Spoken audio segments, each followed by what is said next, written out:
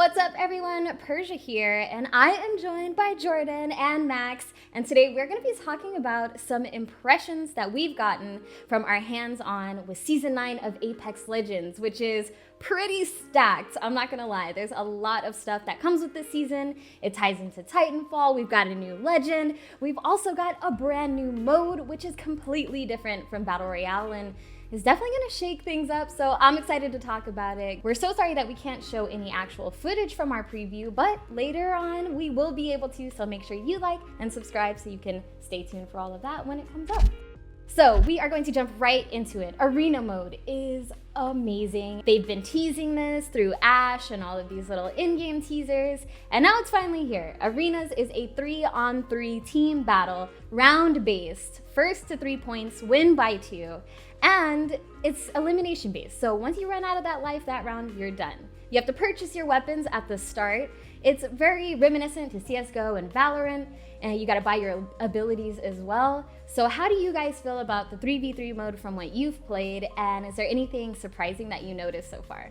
I think it's amazing that Apex is going to be basically two completely different games now. Like, I think a lot of people are looking at it like, oh, it's Apex Legends and now they have a new Arenas mode. It's like, no, you log into Apex Legends and it's like, do you want to play Apex Legends Battle Royale or do you want to play Apex Legends Arenas? It's like, Arenas feels like a completely different game where abilities like still matter, teamwork still matters. Like, a lot of the core stuff from the Battle Royale half like translates over into Arenas, but it feels like there's a bigger emphasis on gunplay, bigger emphasis on making sure that like your team is more strategic in what lanes they use as they're moving around the map, because you have so much of a smaller space, and like it's basically like dropping hot, like dropping spicy, and being like, okay, we've landed here and there's one other team and we basically have to use whatever one gun and little healing we have to take them out to the best of our ability.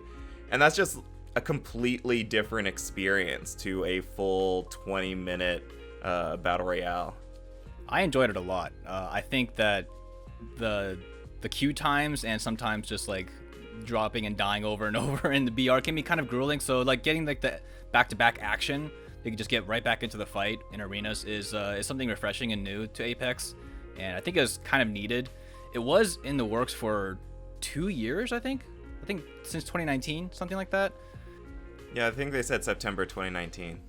Yeah, so it's been in the works for quite a while now, and I think they've ironed it out enough for it to be working properly. And I think everybody can agree during the playtest that it was a ton of fun, for sure. There's definitely a sense of resource management as well, because you can like not purchase heals and like save your credits for like upgrading your guns, and then just try to rush to the heals instead, like the cartons.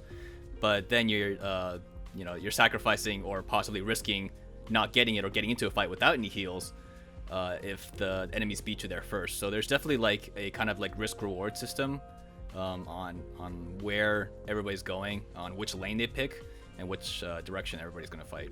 I think the ultimates in Arenas is where things get really fun. You could do some awesome combos. In the playtest, I had some teammates. We had a Revenant, we had Valkyrie, and I was Horizon, and we went into Rev ult and then used Valkyrie's ult to fly up into the air and land on the teammates. It was an awesome combo and super fun, and really gets me thinking about how team synergy is gonna be different in Arenas versus the Battle Royale.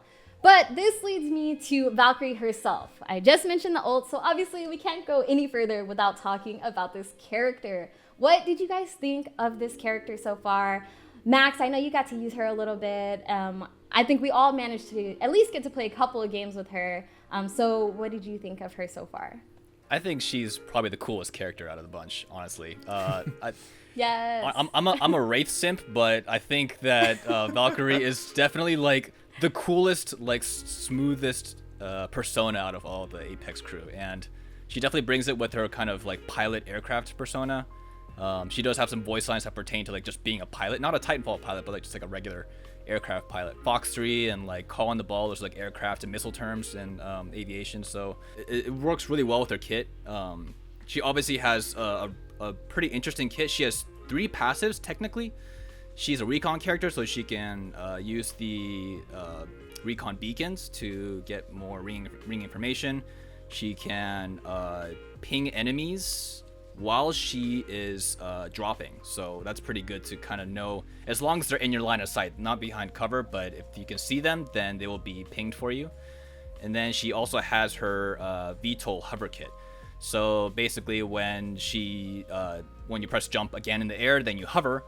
I guess people are calling it like the Farah's hover, I guess, in a sense. But it is pretty risky in a fight because you are going fairly slow and you can't like strafe very fast. But it is definitely a good way to get around to higher ground, and it's pretty good, honestly, because you only have it's not using any tactical per se. It's just using a fuel meter, and that fuel meter regains over time. So you kind of use it whenever you want, which is really cool.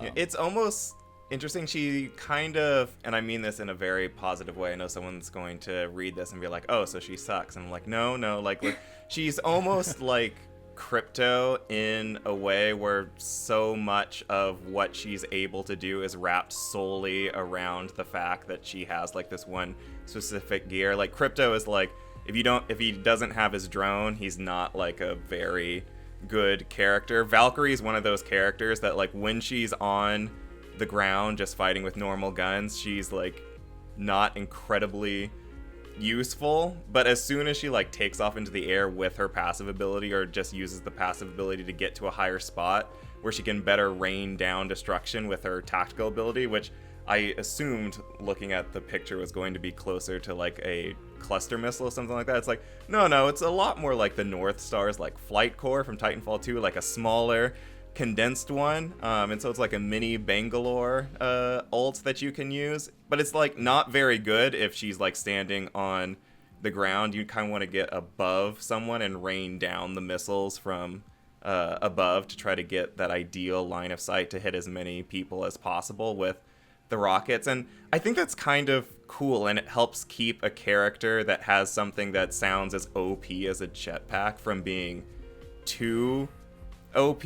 Like, it's not like when we were starting with season 7 and we were looking at Horizon skin and we're like, oh my god, this is like incredibly overpowered. It's like, no, Valkyrie is like instead of Pathfinder trying to get around horizontally, Valkyrie's very like vertically focused, where it's like she wants to be in the air as much as possible to use her tactical, and when she's not in the air using her tactical, she's using her passive to just like get to like a certain location to like try to provide recon and support for the other members of her squad.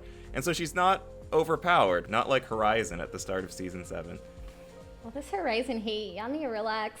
I love Horizon. She's one of my favorite characters, but of every character that has come out like since season 1, Horizon was the first like one that really came out. I'm like, probably a little bit too strong. She is. All right, I'm not denying it. But like speaking of maybe or maybe not being OP, let's talk about some of the other new stuff in the game, like the brand new weapon, the Bocek Bow. It's in Apex now. What do you guys think? I know Max was singing some pretty high praises for this gun, but when I picked it up, I definitely put it right back down. So what do you think, Max? I think in the hands of the right type of person, it can be very deadly. It is obviously, like you would think, a bow and arrow is not as fast as a bullet, even though it is still fairly fast, so you do have to lead your shots a bit. But the damage output is really high, and hands down the best part about it is the audio. It's fairly silent, and especially at long range, it's really hard to tell where the shots are coming from. So it is a pretty sneaky third-party tool. Obviously at range is when you want to use it best, and that's where it excels, but it also can be used as a close range weapon. It's not that great, but it obviously is just kind of a backup option. But I think in the top tier meta, it may be a pretty strong contender. I primarily used it to ambush other squads, just because getting off a quick silent shot on people who aren't moving all that well can do devastating amounts of damage. But it's so hard to track a fast character with the arrow, and if you can throw out a Bangalore smoke or a caustic ultimate, it's hard to just see someone and line up the shot. Like, it's not I'm going to get up in someone's face and they have like a mastiff shotgun and I'm going to win this fight. Like maybe you could if you're like really, really good at like dodging mastiff shotgun blasts, and if so, please teach me your ways. But it is a mid-range weapon that can be used close range or long range, but does not like excel like at those ranges. Interestingly, to mitigate that, there is a new hop-up called the Shatter Caps being added. That's kind of going to help turn that shot into something more reminiscent of a shotgun to kind of help with those close-range battles. But along with the new Shatter Caps, which also can go on the 30-30 repeater, heads up for all the 30-30 rep fans out there. But on top of that, there's also Deadeye's Tempo. Somebody explain a little bit more about Deadeye's Tempo here. Deadeye's Tempo is kind of a way to, which can be attached to the Bocek or the Sentinel, can turn them into more rapid fire weapons if you fire the second that the gun is ready to fire again. So on the Bocek, it's when the bow string is pulled back all the way, and on the Sentinel, it's when you put another bullet into the rifle chamber. And there's like a little meter that appears on your HUD when you have that hop-up attached, so even if you can't like hear the string being pulled back or hear the Sentinel clicking, or you just have a hard time like getting the tempo down, you can like just look at the small meter and just know when the timing is for you to shoot again. And we did see a couple more changes to other guns like the G7 and the Bocek and the Triple Take and the 30-30 kind of having their own weapon class, but also the Peacekeeper is back on the ground. Yes. The Triple Take is in the care package. So that's going to be really interesting. I feel like we're just coming full circle. Peacekeeper's back, baby. Oh, everyone who's been playing Apex Legends for like the past 3 to 4 seasons and like didn't play Apex at the very start, they don't know what's about to happen. I know. People are excited now. Give it a couple of months until after the season. We'll see how we're feeling. Right? The P2020, the Mozambique, the Wingman, and the Longbow all got some buffs, along with some character changes as well. Low profile is gone. Lifeline's res shield is gone. Octane tactical hurts more. There's a lot of stuff. Oh yeah, and Horizon's Lift once again got hit with the nerf hammer. You're welcome, guys. I know you guys all wanted it, right? No. But she does a little wobble now when she goes up the lift. It's not as fast as it used to be before, but by no means ineffective. It's still a great option for her, but I can tell by the way they've made Valkyrie's jetpack that they're kind of bringing it more in line and a little bit more balanced, as opposed to making Valkyrie's jetpack just as powerful as the lift. So totally makes sense. I'm here for it. Another change, as we usually see with each new season, is that Olympus is also getting a little bit of a revamp, a new point of interest. Olympus is infested now. Take that as you will. There is some crazy stuff going on. There's like dead crew members on this ship that crashed on Olympus. Pretty crazy. But also we got a little Vault 2.0 action, as Max called it the other day, right? It basically is. So like you said, the dead crew members are on board, and one of them has a key card, and that's basically the key to the vault at the bulkhead. So I mean, take what you will, but that sounds like a World's Edge vault to me.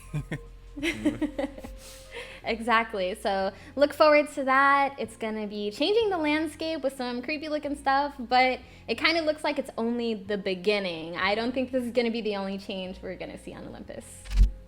As we wrap up this impressions, I'm just gonna throw it out there for those of you that I know were wanting it. There's ground emotes now, and there's also going to be challenges and badges and all this new stuff in Season 9 that you guys should tune into our channel for, because we're gonna have all the details on it very, very soon. And like I said in the beginning, more footage on the way.